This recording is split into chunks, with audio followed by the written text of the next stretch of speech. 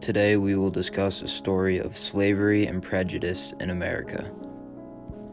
Those who deny freedom to others deserve it not for themselves. This is one of many of Abraham Lincoln's famous sayings regarding the topic of slavery and prejudice. The issue of slavery and discrimination of the black race has created a lasting divide in our nation that is the root of violence and dehumanization. I'm sure you have heard of the Civil War, where the South, or the Confederacy, and the North, the Union, fought for 4 years, mainly because of the argument over enslavement in the South. Ever since the Civil War, there has been a growing sentiment of anti-racism and a development of the abolitionist movement. Two of the most prominent advocates for equality that we hear of today are of the black race: Martin Luther King Jr. and Rosa Parks. The words and actions of these individuals have strengthened the movement towards equality, but were simply not enough to overpower the harsh racism that is still a major complication to this day. This past May, in the midst of a pandemic, there were riots and protests flooding the streets due to the lasting effects of slavery and racism that are now a detriment to our nation. As you can see, the racial bias of our ancestors is the stem of centuries of cruelty and even war that has caused harm to the social unity of our nation. Now let's bring it back to the early 19th century. In 1803, Napoleon of France offered to sell the Louisiana Territory to the United States while Thomas Jefferson was the president. He wanted to sell this land because it was hard to defend, and he desperately needed money to fund the Great French War that was taking place in Europe. This chunk of land consisted of nearly 827,000 square miles and was offered to America for $15 million. At this price, Thomas Jefferson was paying 4 cents per acre. In late April of 1803, the Louisiana Purchase became official. To this day, this has been the best purchase of land in the history of the world, almost doubling the size of the nation. At this time, the United States was a relatively young nation and was not ready to effectively take control of these lands, yet they were crucial to commerce and the Western expansion. The people of America had already been feeling a force pulling them to the West for expansion, and this purchase opened up the gates to endless possibilities. Now let's fast forward to 1817 and talk about the Missouri Compromise. In 1817, 5 years after Louisiana became the first official state carved out of the Louisiana Purchase, Missouri petitioned to Congress for statehood. Missouri wished to join the Union as a slave state, but at the time there were 11 free and 11 slave states, a balance of equal representation within the Senate. At this time, there was mass controversy over the morality of slavery and if it could exist within the rules of the Constitution. In February of 1819, James Talmadge, an anti-slavery representative of the House from New York, proposed the Talmadge Amendment. The Talmadge Amendment stated that there would be no further introduction of slavery into the Missouri Territory, and the slaves who were already owned in Missouri would be emancipated at the age of 25. This proposal was passed by the House and denied by the Senate. Congress would then move forward without a solution to the crisis over Missouri. Many of the advocates for this movement were also active within the Federalist Party. The Federalists wanted to take advantage of this matter in order to rebuild their party. Because of this, many Northern Democrats lost support for the Talmadge Amendment and sought a compromise that would deny the revival of the Federalist Party. The conflict over Missouri remained until Maine desired to join the Union as a free state. Henry Clay, a member within the Senate from Kentucky, who later became the Secretary of State, suggested that Maine could enter the Union as a free state so long as Missouri was to enter with slaves. The South agreed with this proposal as slavery was a driving factor within their economy, but the North was persistent and still would not allow slavery to be permitted within the borders of Missouri.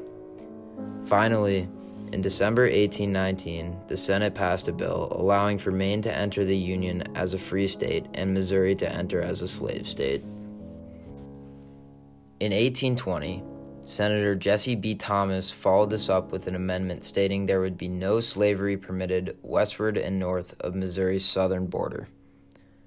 This would be known as the Missouri Compromise. Henry Clay stepped in again, with connections to his colleagues in both the North and the South, and negotiated that this compromise would benefit both sides if signed and not argued upon. The Missouri Compromise was finally signed in early March of 1820. Now we will discuss a speech given by John W. Taylor from New York. John W. Taylor was a Northern representative in the House. In this speech, he gives the Southerners a chance to realize that slavery is cruel and goes against the principles in which America was founded upon. In 1819, John Taylor gained support of the Talmadge Amendment. This proposal would grant Missouri admission into the Union, but only without slaves, and the current enslaved people residing in the Missouri Territory had to be released at age 25. This ended up passing through the House, but was quickly dropped by the Senate in fear of a return of the Federalist Party. John Taylor was a core advocate from New York that wanted to prohibit the admittance of Missouri into the Union being a slave state. After James Talmadge passed due to an illness, Taylor knew what had to be done. Taylor was very well spoken and had no fright of voicing his opinions. He continuously pinned verbal Southern lawmakers and had no fear of a heated debate.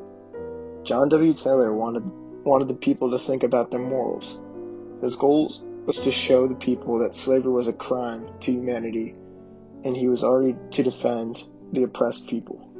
During the speech, Taylor says, "I am ready to appropriate a territory to their use and aid them in setting it, but I am not willing. I never will consent to declare the whole country west of Mississippi a market overt for human flesh." It's clear that John Taylor believes the issue of slavery needs to be stopped immediately. Goes into the roots of our nation. He refers to a territory in which slavery is permitted as a market overt for human flesh, because he believes that slavery completely strips rights and the humanity out of an individual. He wants the South to recognize how the action of slavery can be a violation against the Constitution, humanity, and even God. In his speech against a pro-slavery lawyer, Taylor generously states, "Gentlemen have now an opportunity of putting their principles into practice. If they have tried slavery and found it a curse, if they desire to dissipate the gloom with which it covers their land, I call upon them to exclude it from the territory in question. Plant not its seed in the unripped soil. Let not our children looking back to the proceedings of this day say, we wish their decision had been different." Again, Taylor was not afraid of anyone and would not back down without an argument. He fought very hard for what he thought was right and picked up some heavy political criticism on the way. According to Taylor, Southerners regretted slavery, but continued to do so because it was what their ancestors had done before them. Southerners claimed that their labor needed to be done manually. Having this, they all agreed, had to be done by slaves. When admitted into the House, Taylor never favored one party. His goal was to bring both sides together and demolish slavery in the new states. By doing so, John Taylor was considered a very brave man who had a voice for the good of the people. Overall, John W. Taylor was a prevalent individual during the conflict over Missouri and was able to broaden the minds of many to rethink their cruel actions. This speech gives us a clear idea of his morals, and it is a good example of a Northern argument from this time period. The conflict over Missouri is part of a series of issues concerning slavery that had a lasting effect on our nation to this day. Slavery had been an issue that dormed the divide within the young nation, causing mass turmoil and disagreement. Many believed that slavery could not exist within the rules of the Constitution. Others believed it was valid because their fathers before them had been slave owners and it was simply the way of life. The Missouri Compromise of 1820 marked a point in history where the people of America were able to agree over slavery. It was only a temporary fix to a larger complication that was tearing up a nation. It was a step in the right direction. The compromise was one of the first instances at which there was a disagreement between the North and the South that could have ended with violence and separation. political leaders within the nation were able to come to agreement came at the cost of years of verbal argument. Thomas Jefferson had been the previous president who spent his years in office trying to create a stable balance within the young nation. He described this period of time a fireball in the night. He says this because the disputes over slavery had kept him awake for many nights, even after he had retired from his presidency. The prolonged argument and divide over slavery ended up leading to the American Civil War. Before the South seceded from the Union, the Missouri Compromise created a gap of a few decades until the Civil War. The young nation desperately needed this time in order to develop and live in a time of peace. Our nation was once divided into two. Certain figures such as John Taylor and Henry Clay helped sew them together. It has evolved into our own modern-day era, where we will see racism every day. By this time, you would think that a change is taking place. Everywhere we go today, there's discrimination. For example, the recent Black Lives Matter movement. Although it's not the North versus the South, in today's era, maybe we consider it as us versus ourselves.